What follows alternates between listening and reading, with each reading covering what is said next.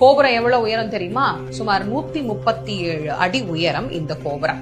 9 நிலை ராஜகோபுரம். அப்படின்னா எவ்வளவு வேலை இருக்கும், எவ்வளவு பொருட்செலவாகும்னு யோசிச்சு பாருங்க. ஒரு கட்டத்துல கையில பொருளே இல்ல, என்ன செய்யறது அப்படின்னு யோசிக்கும் போது இந்த 5 பேர்ல தேசிக சுவாமிகள் என்ன பண்றாரு, பன்னீர் இலையில விபூதியை வச்சு முருகப்பெருமான பிரார்த்தனை பண்ணி, முருகா என்ன பண்றதுன்னு எனக்கு தெரியல, நீதான் வழிகாட்டணும் அப்படின்னு சொன்ன உடனே முருகப்பெருமான் அவருக்கு ஒன்று சொல்ற.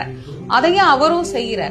அந்த வேலை செஞ்ச எல்லாரும் சம்பளம்னு நிக்கிறாங்க. இவர் என்ன பண்றாரு, பன்னீர் இலையில விபூதியை வச்சு அந்த விபூதி அவங்க கையில கொடுத்து, பிள்ளையார தாண்டி நீ போய் திறந்து பாரு, உனக்கான சம்பளம் இருக்கும்னு சொல்லி அனுப்பிச்சுடுறாருங்க. அவங்களும் எல்லாரும் அதை கையில வாங்கிட்டு போய் விநாயகர் சன்னதி தாண்டின உடனே அதை திறந்து பார்த்தா, அன்னன்னைக்கு அவங்க என்ன வேலை செஞ்சாங்களோ அந்த வேலைக்கு ஏற்ற ஊதியம் அதில் அமைந்து இருக்குது.